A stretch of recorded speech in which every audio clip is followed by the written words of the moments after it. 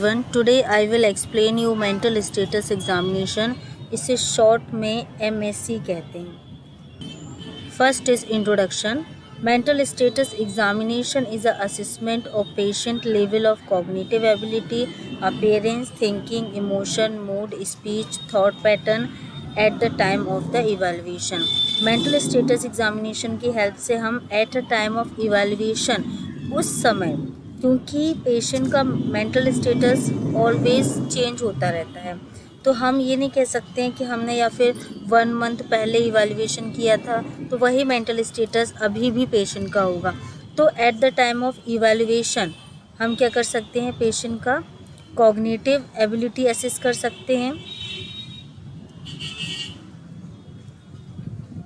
Thinking assess कर सकते हैं, इमोशन असेस कर सकते हैं, mood, speech, thought pattern patient का असेस कर सकते हैं at a time of evaluation. जिस समय हम इवैल्यूएशन कर रहे हैं, पेशेंट का मेंटल स्टेटस असेस कर रहे हैं, उस समय का पेशेंट का cognitive ability, appearance, okay, thinking, emotion, mood, speech, thought pattern हम असेस कर सकते हैं. That is called mental status examination. नाम से ही समझ में आ रहा है, एक पर्टिकुलर टाइम में पेशेंट का जो मेंटल स्टेटस है उसे असेस करना. ओके. Next is component. इसकी कुछ बेसिक कंपोनेंट हैं जिसको हम याद कर लेंगे तो हमारे लिए मेंटल स्टेटस एग्जामिनेशन करना बहुत ही ईजी होगा. मेंटल स्टेटस एग्जामिनेशन के सारे कंपोनेंट को असेस करने के लिए I have a short trick. मेरे पास एक शॉर्ट ट्रिक है जो आपको दिख रही है, एसेप्टिक. ये आपको एग्ज़ाम में कभी नहीं लिखना है क्योंकि ये एक शॉर्ट ट्रिक है सिर्फ इन कंपोनेंट्स को याद रखने के लिए. Aseptic.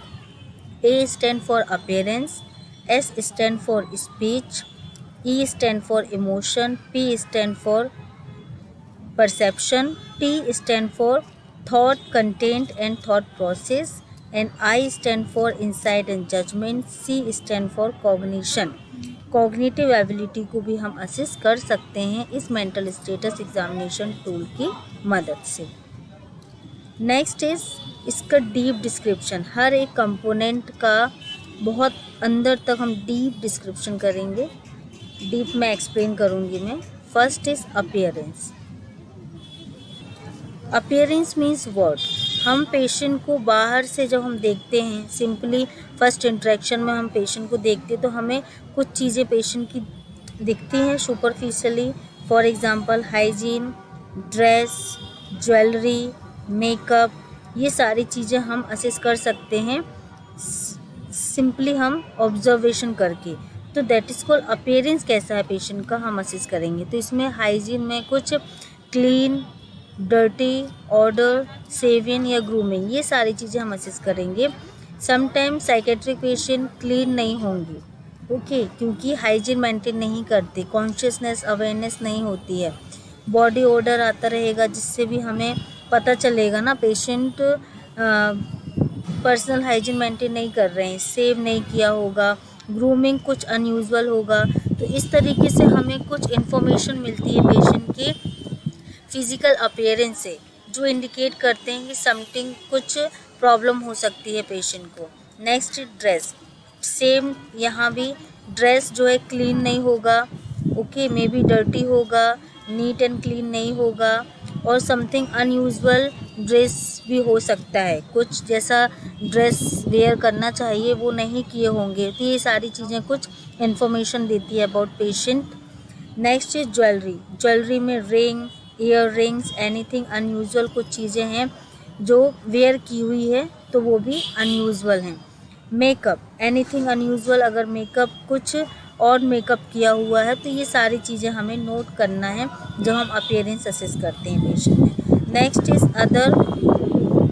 Prominent scar and tattoo.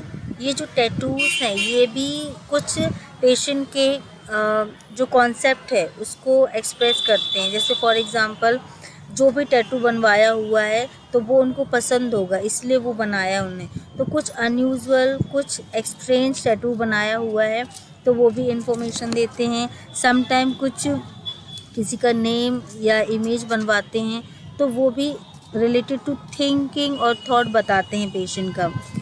Okay, may be childhood history में या प्यूबर्टी एज में उन्होंने किसी का नेम जो है टैटू बनवा लिया है, तो हम उनसे पूछ सकते हैं कि किसका नाम है। तो समथिंग हो सकता है, कुछ चाइल्डहुड हिस्ट्री रही हो, प्यूबर्टी हिस्ट्री रही हो, तो उसमें उन्होंने वो बनवाया था। तो टैटूज से रिलेटेड भी हमें कुछ कॉन्सेप्ट पता चलता है पेशेंट का। Next is scar.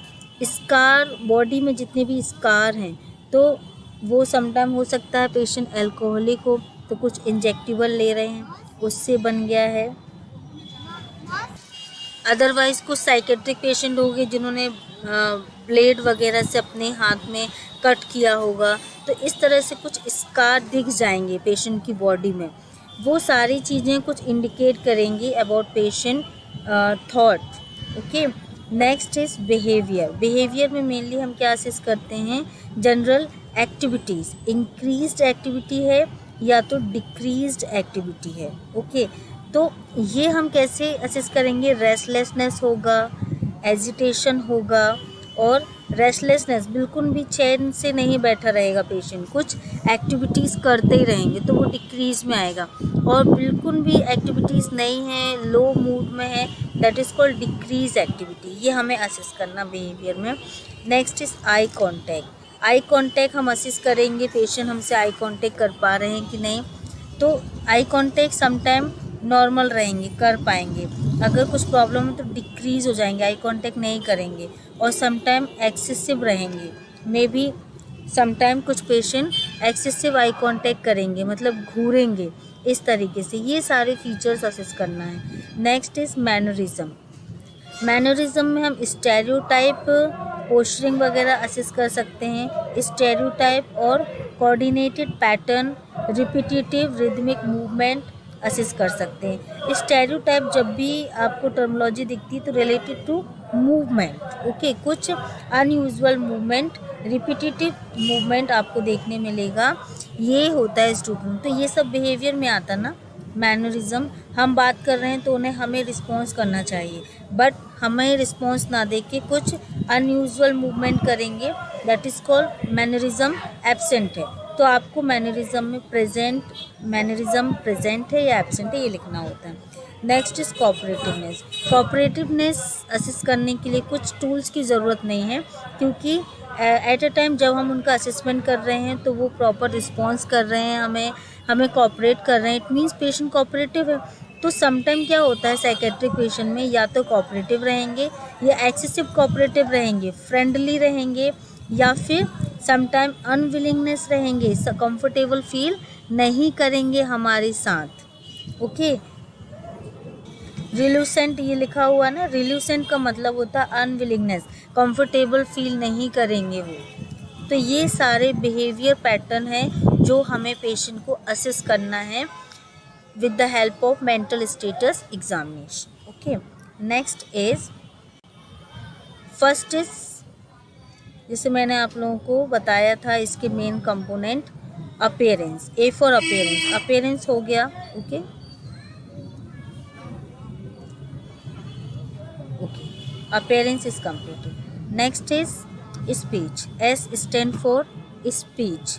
स्पीच में हम क्या करेंगे, स्पीच में हम assess the rate, quantity and flow of speech. Speech मतलब जिस तरीके से हम बोलते हैं, स्पीच ना स्पीकिंग, तो ये असेस करना है। तो इसमें हम मेनली क्या क्या असेस करते हैं, रेट, क्वांटिटी और फ्लो, ये हम असेस करते हैं। सो स्पीच में जनरली हम एक्सेंट, जिस तरीके से वो वर्ड्स प्रोड्यूस कर रहे हैं हम एक्सेंट असेस करते हैं, क्लैरिटी कितना है उसमें, स्टूटरिंग, कुछ इनवॉलंटरी साउंड तो नहीं है उसमें, या रिपीटिशन तो नहीं है, या डिसरप्शन और ब्लॉकिंग ऑफ स्पीच, ये सारे सिम्टम हैं जो हमें असेस करना है।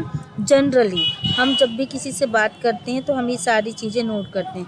आप लोगों ने काफ़ी लोगों को देखा होगा, ऑब्जर्व किया होगा, जब बात करते हैं तो कुछ इनवॉलंटरी साउंड उनके बीच बीच में, शब्दों के बीच बीच में आते हैं। फॉर एग्जांपल एक शब्द बोलेंगे, बीच में बोलेंगे इस तरीके से कुछ वर्ड्स प्रोड्यूस करते हैं। जैसे कि मैं कंटिन्यू बोल रही हूँ, कुछ इनवॉलंटरी साउंड नहीं है मेरी वॉइस में, बट काफ़ी लोग ऐसे बात करते हैं तो उनके बीच बीच में कुछ इनवॉलंटरी साउंड आता है, तो वो सारी चीज़ें नोट करना है। Next is rate. रेट में जो जिस तरीके से वो बात कर रहे हैं, तो वो बहुत फास्ट बात कर रहे हैं या फिर स्लो बात कर रहे हैं या फिर पॉज ले रहे हैं स्पीच में, रुक रुक के बात कर रहे हैं, ये सारी चीज़ें असेस करेंगे। Next is latency. Latency means pause between questions and answers. हमने उनसे क्वेश्चंस किया पेशेंट से, फॉर एग्जांपल एनी क्वेश्चन हो सकता है, आपके मदर का क्या नेम है, तो क्विकली आंसर मिल रहा है तो ठीक है, नहीं मिल रहा है तो हम क्या बोलेंगे, लेटेंसी कैसा है, इंक्रीज है या डिक्रीज है। क्विकली आंसर मिल रहा है तो इंक्रीज है, बहुत जल्दी, और बहुत लेट आंसर मिल रहा है, क्वेश्चन का जो आंसर है बहुत लेट दे रहे हैं, रिस्पॉन्स लेट कर रहे हैं, इट मीन्स डिक्रीज्ड। नॉर्मल भी हो सकता है, normal patient, okay. And next is volume. Volume कैसा है स्पीच का, ओके, तो समटाइम विस्पर, कुछ धीरे धीरे बोलेंगे। नेक्स्ट सॉफ्ट हो सकता है, नॉर्मल हो सकता है वॉल्यूम, और लास्ट इज लाउड हो सकता है। बहुत सारे पेशेंट बहुत लाउड बहुत तेज़ साउंड निकाल के बात करेंगे। तो इस तरीके से ये पूरा स्पीच का असेसमेंट है। तो ये सारी चीज़ें हमें जब हम पेशेंट से बात करते हैं उसी समय हम ये कंसंट्रेटली मेंटल स्टेटस एग्जामिनेशन करते हैं पेशेंट का, तो हमें ये सारी चीज़ें उनकी बात करने के तरीके को सुन के स्पीच का सारा असेसमेंट कर लेते हैं। Next is emotion. E stand for emotion. So speech, A for appearance हो गया, एस फॉर स्पीच हो गया, E for emotion, okay. Emotion एक बहुत इम्पॉर्टेंट टूल है, इसका इम्पॉर्टेंट कंपोनेंट है। इमोशन में क्या असेस करते हैं, मेनली इमोशन में दो चीज़ें इम्पॉर्टेंट है। फर्स्ट है mood and affect. Firstly mood explain करेंगे। मूड क्या है, मूड जैसे आप लोगों ने कुछ सुना होगा, कभी लोग कहते हैं आज मेरा मूड ठीक नहीं है या उसका मूड ठीक नहीं है, तो क्या है mood? Mood is a sustained emotional attitude, particular time में जो स्टेट है माइंड की, that is called mood, okay. इससे रिलेटेड कुछ टर्मोलॉजीज़ है। फर्स्ट है यूथाइमिक। यूथाइमिक समथिंग, कभी भी यू लगा हुआ है तो आप समझ लेना कुछ नॉर्मल चीज़ हैं। Euthymic is the state of living without mood disturbance. अगर मूड डिस्टर्बेंस नहीं है, जिसके लिए हम टर्मोलॉजी यूज़ करते हैं euthymic. Next is dis. Dis समझ लेना कुछ something abnormal. Dysphoric. Dysphoric means होता है डिस्फोरिक मूड स्टेट में भी express by patient as sadness. अगर पेशेंट सैड है, सैडनेस है पेशेंट में, दैट इज़ कॉल्ड, क्या टर्मोलॉजी यूज़ करेंगे, डिस्फोरिक, ओके। हैवीनेस फील होगा पेशेंट को, फर्स्ट एक सैडनेस महसूस होगा, हैवीनेस फील होगा, और समटाइम इरिटेबिलिटी, मतलब इरिटेट होंगे, और मूड स्विंगिंग, मूड चेंजेस देखने को मिलेगा, दैट इज़ कॉल्ड डिस्फोरिक। बेटा बच्चों, ये जो टर्मोलॉजीज़ हैं साइकेट्रिक में बहुत इंपॉर्टेंट है, इसलिए इन टर्मोलॉजीज़ को याद रखना है। Next is euphoric. Euphoric is what? Euphoric means a feeling of great happiness. बहुत ही ज़्यादा एक्सट्रीम हैप्पीनेस फील होगा विदाउट एनी रीज़न। बहुत ज़्यादा हैप्पीनेस फील होना, एक्साइटमेंट आना, किस में आता है, ये जो कंडीशन है, अगर पेशेंट को एक्सट्रीम हैप्पीनेस फील हो रहा है, that is called euphoric. And last is angry and anxious. अगर पेशेंट एंग्री है, एंजियस है, तो ये सारी चीज़ें मूड पर डिपेंड करती है ना, इसीलिए मूड में हमें ये सारी चीज़ें असेस करना है। तो इमोशन में दो चीज़ें हैं, first is mood and second is affection, sorry affect. तो फर्स्ट मूड हो गया, नेक्स्ट इज़ अफेक्ट। अफेक्ट और मूड में क्या अंतर है? मूड मतलब एक पर्टिकुलर टाइम में जो मूड स्टेटस है वो है मूड। फॉर एग्जांपल जो भी इमोशन चल रहे हैं, हैप्पीनेस, सैडनेस, इरिटेबिलिटी है, या हो सकता है हैप्पीनेस है, अनहैप्पी है, ये सब मूड है। बट अफेक्ट क्या है? उसका एक्शन, उसका response. So affect is the visible reaction.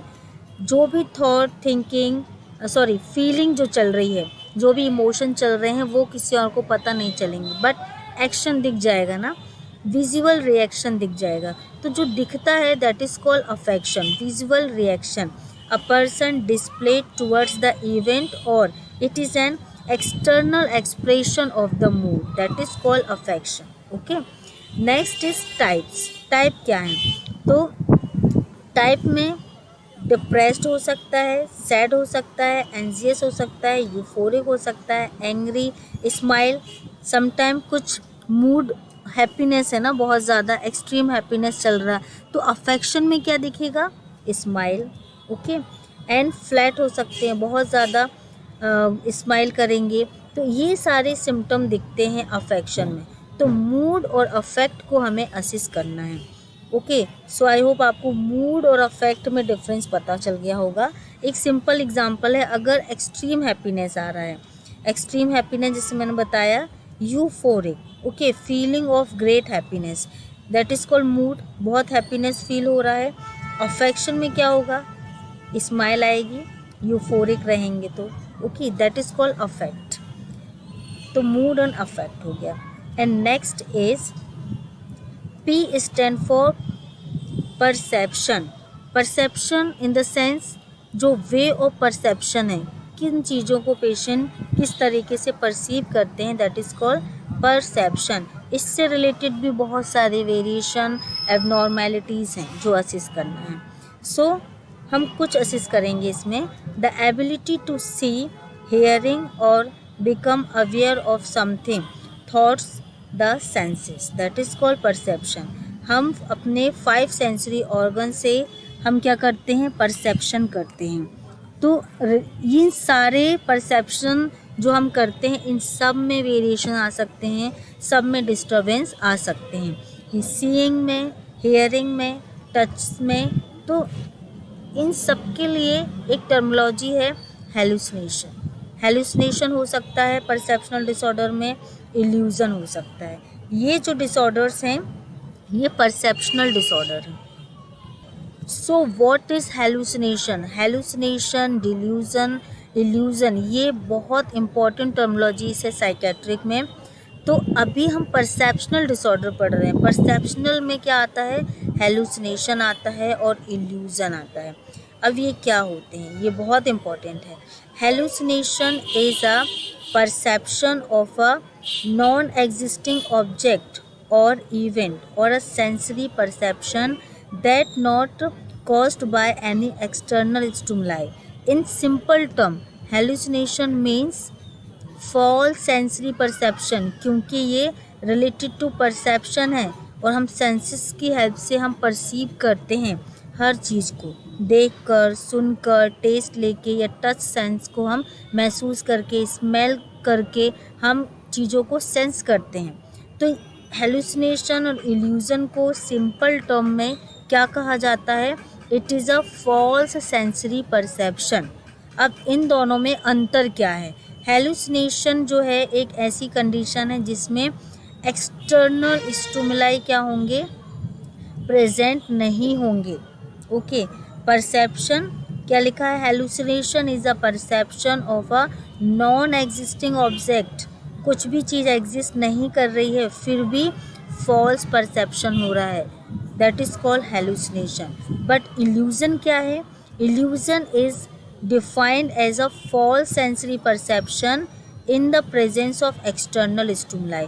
कुछ एक्सटर्नल स्टिमुलाई प्रेजेंट है तभी वो चीज़ें परसीव हो रही हैं। अब most important things, what is external stimulation? क्या एक्सटर्नल स्टिमुलेशन की बात कर रहे हैं? Anything, any person, any object, anything external stimulation हो सकता है।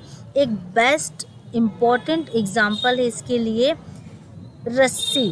ओके, कहीं थ्रेड, रस्सी पड़ी हुई है अगर, तो उसे सांप समझ लेना, that is called illusion. Okay, क्योंकि इसमें कुछ एक्सटर्नल स्टिमुलाई है, फॉर एग्जांपल है कुछ, ठीक है, तो वो चीज़ें अदर वे में दिखाई दे रही है, रस्सी सांप दिखाई दे रही है, या डार्क में नाइट के समय किसी अगर ट्री को देख रहे हैं, उसका स्ट्रक्चर हमें मॉन्स्टर की तरह दिख रहा है, ओके। बीच में अगर लीफ नहीं है तो वहाँ पर हमें आई परसीव हो रही है। तो ये समटाइम कुछ इल्यूज़न के कैरेक्टर हैं, तो इस तरीके से इल्यूज़न होता है। बट नॉर्मली इल्यूज़न किसी को भी हो सकता है, नॉर्मल इंडिविजुअल को भी, बट एबनॉर्मल नहीं होना चाहिए, वो साइकेट्रिक पेशेंट में होता है। ओके, तो इल्यूज़न में सिंपल याद रखना है आपको, एक्सटर्नल स्टिमुलेशन प्रेजेंट, मतलब कुछ चीज़ें एग्जिस्ट होती हैं, वो अदर वे में परसीव हो रही, दैट इज़ कॉल्ड इल्यूज़न। और हेलुसिनेशन में कुछ भी एक्सटर्नल स्टिमुलेशन नहीं होता है, फिर भी कुछ चीज़ें परसीव हो रही हैं। फॉर एग्ज़ाम्पल, कुछ भी चीज़ें नहीं हैं पर फिर भी हमें स्मेल आ रहा है कुछ, ओके, स्मेल सेंस आ रहा है। कुछ भी हमने खाया नहीं है पर टेस्ट आ रहा है। हमारे आसपास कुछ नहीं फिर भी हमें टच सेंस या फिर कुछ बॉडी में कुछ चीज़ें चलने की, फॉर एग्ज़ाम्पल चींटी चलने का सेंस हो रहा है, तो हम उसे रिमूव कर रहे हैं बट वहाँ कुछ भी नहीं है, दैट इज़ कॉल्ड हेलुसिनेशन। तो हेलुसिनेशन सारे सेंसरी जितने हैं सब में परसीव होता है। विजुअल हेलुसिनेशन हो सकता है, हमें कुछ चीज़ें दिखेंगी बट एग्जिस्ट नहीं करती, ओके। टैक्टाइल हो सकता है, ऑडिटरी हो सकता है, ओके। तो इस तरीके से ऑल्फैक्टरी हो सकता है। तो ये टर्मिनोलॉजी है कुछ। अगर हमें कुछ एबनॉर्मल दिख रहा है तो हम विजुअल हेलुसिनेशन बोलेंगे। कुछ टच सेंसेशन हो रहा है अनयूजुअल तो हम उसे क्या बोलेंगे, टैक्टाइल हेलुसिनेशन बोलेंगे। ऑल्फैक्टरी स्मेल के लिए यूज़ करेंगे हम। गैस्टेटरी, अगर हमें कुछ अनयूजुअल टेस्ट आ रहा है तो हम यूज़ करेंगे। और ऑडिटरी, अगर हमें कुछ अनयूजुअल चीज़ें सुनाई दे रही, फॉर एग्जांपल घंटी बजने की आवाज़ सुनाई दे रही, that is called auditory hallucination. तो जितने भी हमारे सेंस ऑर्गन हैं इन सब में डिस्टर्बेंस होने की वजह से हेलुसिनेशन हो सकता है, ओके।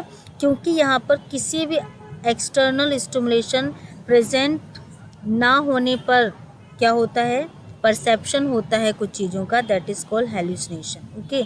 आई होप आप लोग को ये दोनों टर्मिनोलॉजी क्लियर हो गई होंगी। तो ये परसेप्शनल डिसऑर्डर में आता है हेलुसिनेशन और इल्यूजन, ओके। हेलुसिनेशन इल्यूजन से बिल्कुल टोटली डिफरेंट है डिल्यूजन, जो हम अलग डील करेंगे थॉट में, okay. So P stand for होता है परसेप्शन।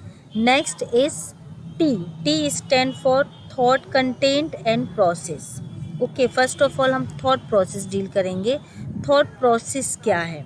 थॉट प्रोसेस में सबसे पहला आता है सर्कमस्टेंशियल।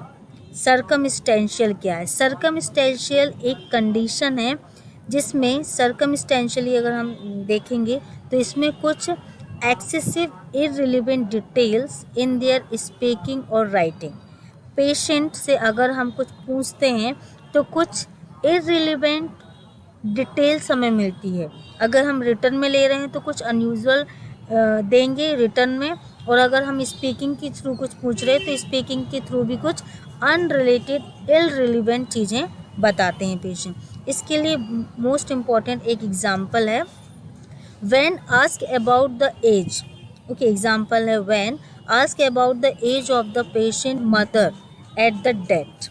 डेथ के समय में पेशेंट की मदर की एज क्या थी, हम ये क्वेश्चन कर रहे हैं, ओके। सो हमें आंसर क्या मिलेगा? The speaker, speaker means patient जो बता रहे हैं, respond by taking at length about accident, किस तरह से एक्सीडेंट हुआ, कहाँ एक्सीडेंट हुआ, ये सारी चीज़ें बताएंगे, ठीक है। इसके अलावा how to many people die in accident, then सारी चीज़ें बताने के बाद लास्ट में वो मेन चीज़ बताएंगे मदर की एज। तो इस तरीके से जब हमें आंसर मिलता है दैट इज़ कॉल्ड सर्कमस्टेंशियल। ये कंडीशन को क्या बोलेंगे? Circumstantial. Next is tangentiality, most important terminology है। टेंजेंशियलिटी क्या होता है?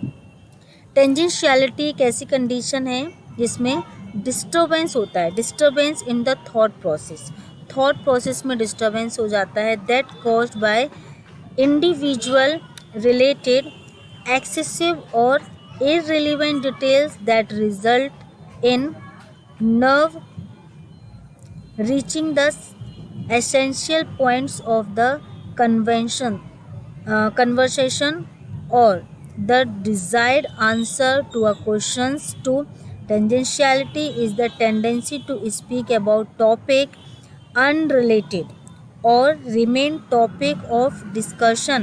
When therapist ask how was your week, अगर हम पूछते हैं आपका वीक कैसा था, तो पेशेंट क्या बोलेंगे, कुछ अनरिलेटेड बोलेंगे, सर्कमस्टेंशियल में कुछ रिलेवेंट बोलेंगे और लास्ट में वो चीज़ भी बताएंगे जो हमने पूछा है।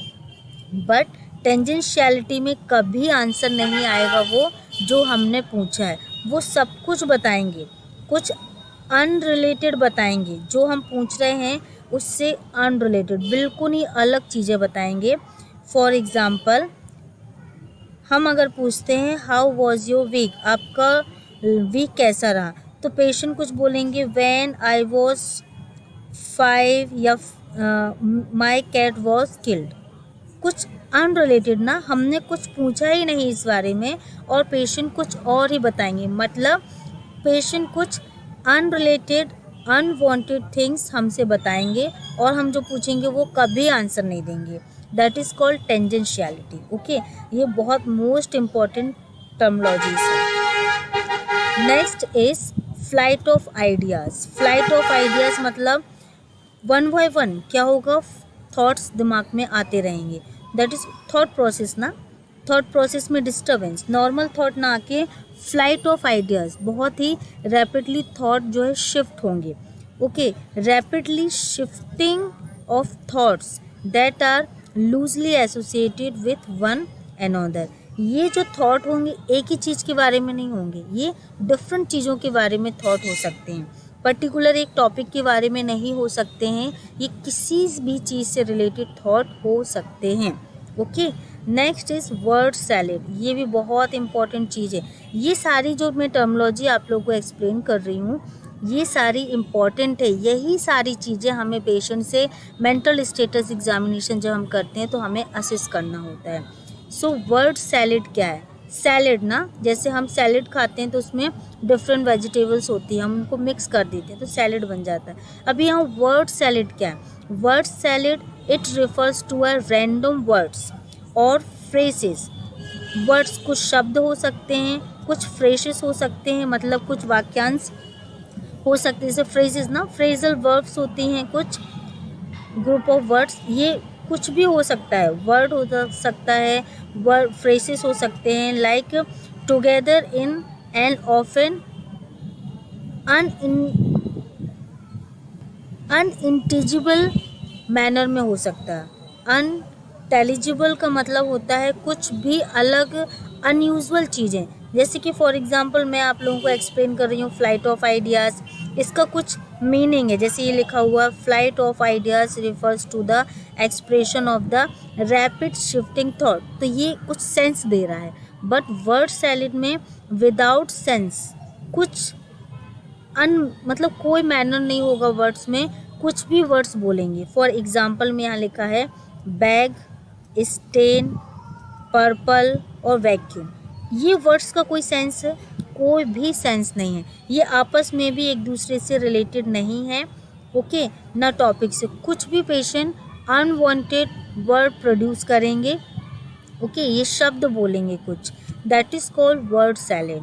हमारे पास पेशेंट आएंगे, हम ऑब्जर्व करेंगे तो थॉट प्रोसेस जो विजुअल होगा, देखो हमें पेशेंट के अंदर क्या थॉट चल रहा है, क्या थॉट प्रोसेस चल रही, वो हमें पता नहीं चल सकती, बट उनका जो डिस्प्ले है वो बिहेवियर में दिखता है। जैसे हमारे पास पेशेंट आएंगे तो वो क्या होंगे, कुछ ऐसे अनयूजुअल चीज़ें, वर्ड्स ऐसे बोलते रहेंगे जिनका आपस में कोई कनेक्शन नहीं है, तो हम समझ जाएंगे word salad. Okay, next is clang association. Clang association also another important terminology. Clang association of words based on their similar sound rather than meaning. Okay, अब इसमें एग्जाम्पल के लिए लिखा है मैंने, I tight the rope, soap and slope, nope. कुछ patient क्या होंगे, सेम वर्ड्स जो बोलने में एक से लगते हैं ना, रोप, सोप, नोप, ओके, स्लोप, ये कुछ सेम हैं बट इनका मीनिंग सेम नहीं है।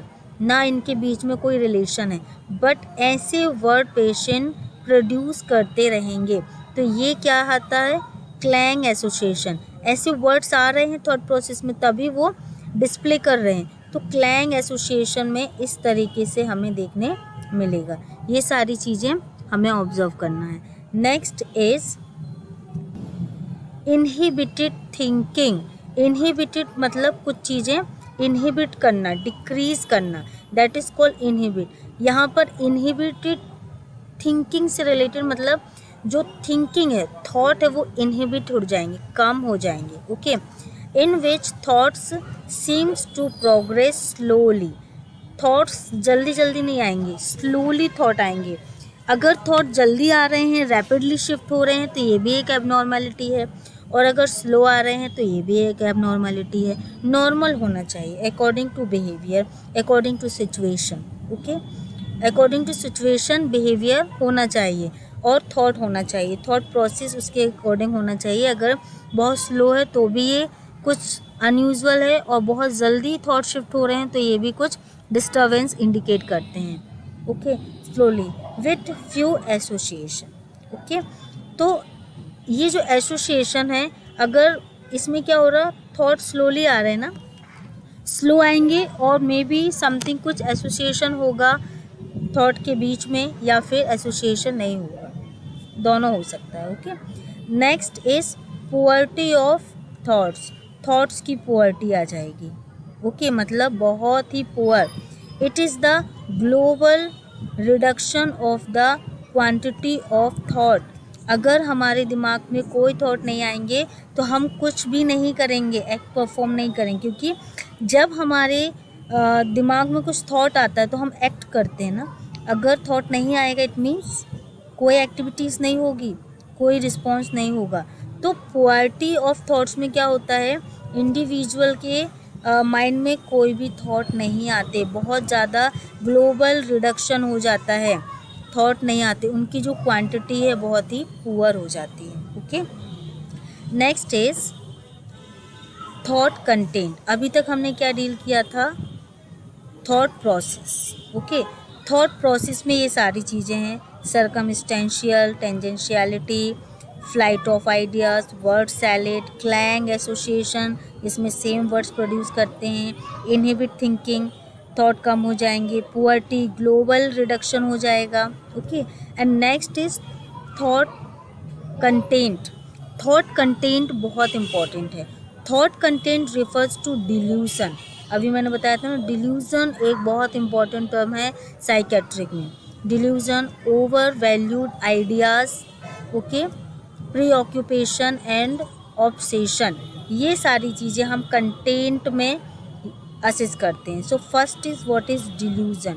डिल्यूजन, जैसे मैंने हेलुसिनेशन बताया था, फॉल्स सेंसरी परसेप्शन है, क्योंकि वो रिलेटेड टू परसेप्शन है, सेंस ऑर्गन से कनेक्टेड है।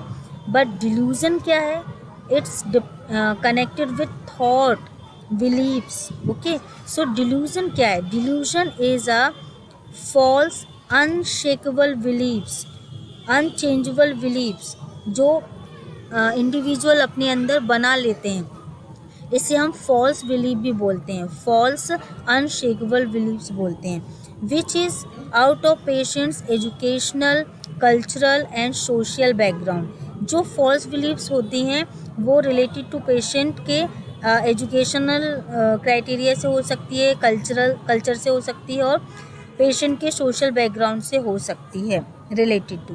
तो इसका बेस्ट एग्जांपल क्या होगा, डिल्यूशन ऑफ ग्रैंडियोसिटी। अगर इंडिविजुअल के अंदर बहुत ज़्यादा भव्यता का भ्रम है कि वो बहुत ही ज़्यादा रिच हैं, ओके, बट एक्चुअल में वो रिच नहीं है, उनके पास ज़्यादा फाइनेंशियल स्टेटस भी उनका इतना अच्छा नहीं है, फिर भी वो क्या सोच रहे हैं, अपने आप में बहुत ग्रेट फील कर रहे हैं, that is called delusion of grandiosity. ये डिल्यूशन के अदर टाइप्स हैं, सारे डिल्यूजन के टाइप्स में अदर वीडियो में डील करूँगी। अभी सिंपल हेलुसिनेशन क्या होता है, it is a false unshakeable beliefs होता है। ओके, इन दोनों में डिफरेंस अक्सर वाइवा में पूछा जाता है, हेलुसिनेशन और डिल्यूजन में क्या डिफरेंस है। तो हेलुसिनेशन क्या है? फॉल्स सेंसरी परसेप्शन है। और डिल्यूजन क्या है? हेलुसिनेशन फॉल्स सेंसरी परसेप्शन है, बट डिल्यूजन क्या है? फॉल्स अनशेकेबल बिलीव्स हैं, जिसको हम चेंज नहीं कर सकते। ओके, ये बिलीव्स पर डिपेंड करता है, रिलेटेड टू थॉट। ओके, ये होता है डिल्यूजन। नेक्स्ट है ऑब्सेशन, ऑब्सेसिव कंपल्सिव डिसऑर्डर पढ़ा होगा आप लोगों ने। ओके, नेक्स्ट वीडियो में मैं भी एक्सप्लेन करूँगी आपको ऑब्सेशन क्या है। Obsession means too much thought about someone और समथिंग, किसी एक चीज़ के बारे में बहुत ज़्यादा थॉट आना। Okay, that is called obsession. Obsessive compulsive disorder में भी क्या होता है?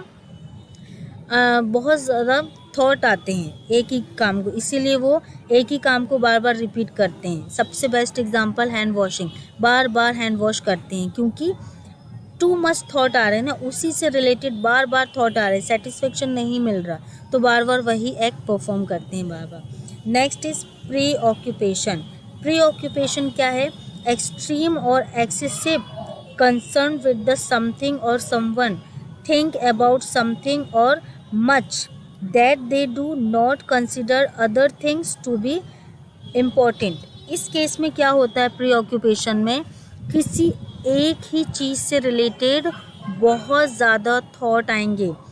मतलब फॉर एग्ज़ाम्पल अगर चिल्ड्रन है ना, उनको एक टॉयज़ पसंद आ गया तो वो अबाउट 1 ईयर तक उसी एक चीज़ से खेलेंगे, एक ही चीज़ उनको पसंद आएगी, अदर चीज़ को वो इम्पोर्टेंस नहीं देंगे।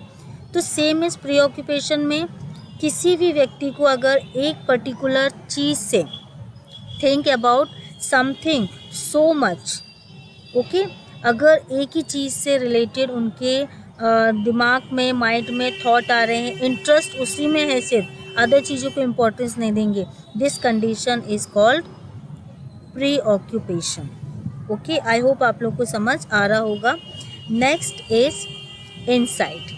Insight is the most important term in psychiatric. Insight means होता है अंतर्दृष्टि। अगर हम सिंपल वे में देखें, what is insight? Insight means होता है कि व्यक्ति अगर साइकेट्रिक प्रॉब्लम से सफ़र कर रहा है तो उनको वो चीज़ पता है या नहीं। अगर हम साइकेट्रिक पेशेंट से पूछते हैं कि आपको कोई साइकेट्रिक प्रॉब्लम है या न्यूरोलॉजिकल प्रॉब्लम, उनको पता होता है कि उनको कुछ प्रॉब्लम है, तो दैट इज़ कॉल्ड इनसाइट, उनके अंदर प्रेजेंट है। लेकिन अगर साइकोसिस में अगर हम देखेंगे तो साइकोसिस एक ऐसी कंडीशन है जिसमें इनसाइट एब्सेंस होता है, उनको पता नहीं होता है कि वो बीमार हैं, उन्हें साइकेट्रिक प्रॉब्लम है, that is called absent insight. अभी इनसाइट जो है साइकोसिस और न्यूरोसिस पढ़ाऊँगी मैं नेक्स्ट वीडियो में, तो ये समझ लेना साइकोसिस और न्यूरोसिस में मेन डिफरेंस क्या है। साइकोसिस में इनसाइट एब्सेंट होता है और न्यूरोसिस में इनसाइट प्रेजेंट होता है। मतलब साइकोसिस जितने भी सिजोफ्रेनिया डिसऑर्डर है, इसमें पर्सन को पता नहीं होता है कि वो बीमार हैं। अगर आप उनसे पूछोगे कि आप कहाँ हैं, वो कभी नहीं बताएंगे हॉस्पिटल में हैं या वो बीमार, हमेशा बोलेंगे कि मैं ठीक हूँ या कहीं मॉल में हूँ या कुछ भी बताएंगे वो, बट उन्हें पता नहीं होता है कि वो बीमार हैं। मतलब उनके अंदर इनसाइट एब्सेंट है, उन्हें अवेयरनेस नहीं है कि वो साइकेट्रिक प्रॉब्लम से सफ़र कर रहे हैं। और neurological problem for example obsessive compulsive disorder, उसमें पता होता है उनको कि हाँ मुझे प्रॉब्लम है। ओके, तो ये था मेन डिफरेंस। तो इनसाइट क्या है? इनसाइट अंतर्दृष्टि। अब हमें ये असेस करना है पेशेंट को, पेशेंट में इनसाइट प्रेजेंट है या एब्सेंट है, तो हम पेशेंट से सिंपली क्वेश्चन करके हम ये असेस कर सकते हैं। Okay, so insight can mean the ability to recognise one's own mental illness. अगर पेशेंट को अपनी मेंटल इलनेस के बारे में पता है, that is called insight present है। अगर इलनेस के बारे में नहीं पता है, इट मीन्स उनके अंदर इनसाइट एब्सेंट है। Okay, insight is an ability to accurate understanding of complex situation और प्रॉब्लम। अपनी प्रॉब्लम्स के बारे में उनको अंडरस्टैंडिंग होती है। Okay, insight is the capacity of gain an accurate और डीप अंडरस्टैंडिंग और समथिंग और समवन। हर चीज़ को वो समझते हैं, तो तो ये इनसाइट है। अगर नहीं हो रहा है, ये कैपेसिटी लॉस हो गया, मतलब inside absent. Okay, next is judgment. Judgment capacity ability क्या है? Judgment means the ability of an individual to make accurate decision और कम टू सेंसिबल कंक्लूजन। अगर पेशेंट में जजमेंट करने की एबिलिटी है तो वो हम असिस्ट करेंगे। हम कोई टास्क दे सकते हैं पेशेंट को जिसकी मदद से हम जजमेंट करवा सकते हैं पेशेंट से। तो अब हमें ये असिस्ट करना है तो हम अबाउट एटीट्यूड असिस्ट कर सकते हैं पेशेंट का, सेल्फ के लिए, फैमिली के लिए, कम्युनिटी के लिए क्या उनका जजमेंट है, क्या सोचते हैं वो इस चीज़ के बारे में, इस तरीके से हम असिस्ट कर सकते हैं। Okay, and last is cognition. Cognition क्या है? कॉग्निशन मतलब कॉग्निटिव एबिलिटी असिस्ट करेंगे। C stand for cognitive assessment. Cognitive assessment करते हैं हम इसे, कॉग्निटिव एबिलिटी को असिस्ट करते हैं पेशेंट की। It covers the patient level of consciousness, alertness, orientation, attention, concentration, memory, intelligence and thinking. इतने कंपोनेंट को हम असिस्ट करते हैं कॉग्निटिव में। ओके,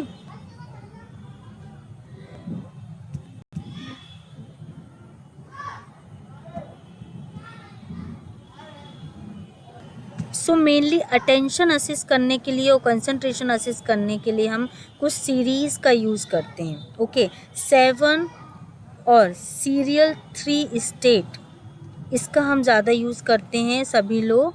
तो इसमें क्या होता है, इसमें 100-3 कराते हैं। हम पेशेंट से बोलेंगे 100 में से -3 करेंगे तो कितना बचेगा, तो समथिंग कुछ उनको दिमाग लगाना पड़ेगा ना बताने के लिए। तो हम इससे क्या करते हैं, कॉग्निटिव एबिलिटी असिस्ट करते हैं, उनकी इंटेलिजेंसी। तो 100 - 3 कराएंगे तो हमें अगर सही आंसर मिल रहा है तो हम सोचेंगे कि हाँ ठीक है, इंटेलिजेंसी, कंसंट्रेशन और अटेंशन ठीक है। ओके, नेक्स्ट इज 100 - 7, तो ये हम पेशेंट से टेस्ट में असिस्ट कराते हैं। नेक्स्ट इज असिस्ट करते हैं हम। Next is orientation. Orientation assist करने के लिए refers to the patient's level of awareness, self, place, time and situation. हम पेशेंट से कुछ भी ओरिएंटेशन करवा सकते हैं, कुछ मतलब ओरिएंटेड है या नहीं वो असिस्ट करने के लिए हम उनसे उनका नाम पूछ सकते हैं, वो कहाँ है, ओके, अभी टाइम क्या हुआ है, अभी सेशन क्या चल रहा है, मतलब 2022 चल रहा है, 2023 चल रहा है। ये सारी चीज़ें हम असिस्ट करेंगे तो हमें पेशेंट के जनरल अवेयरनेस के बारे में हमें पता चलेगा। ओके, वो ओरिएंटेड है या नहीं ये हमें पता चलेगा। तो हम टाइम, पर्सन, प्लेस एक्सेट्रा हम ऑब्जर्व कर सकते हैं। इसके थ्रू हम कॉग्निटिव एबिलिटी को हम असिस्ट करेंगे पेशेंट की। ओके, सो स्टूडेंट्स, ये मेंटल स्टेटस एग्जामिनेशन था कि किस तरीके से हम मेंटल स्टेटस एग्जामिनेशन करते हैं। नेक्स्ट वीडियो में I will explain you format of mental status examination. इसका एक स्टैंडर्डाइज फॉर्मेट है जो हमें क्लिनिकल सेटिंग में यूज़ करते हैं। अभी मैंने सिर्फ आपको ये एक्सप्लेन किया है कि आपको मेंटल स्टेटस एग्जामिनेशन में क्या क्या करना है, क्या असिस्ट करना है और किस तरीके से असिस्ट करेंगे। अभी ये किस तरीके से इंटरप्रेट किया जाता है, किस तरीके से हम ये इम्प्लीमेंट करते हैं पेशेंट में, वो मैं नेक्स्ट वीडियो में आपको format of mental status examination में एक्सप्लेन करूँगी। So students, thank you. अगर आपका नॉलेज इंक्रीज़ हो रहा है सो प्लीज़ वीडियो को लाइक कीजिए, चैनल को सब्सक्राइब कर लीजिए और अपने फ्रेंड्स को वीडियो शेयर कर दीजिए। Thank you.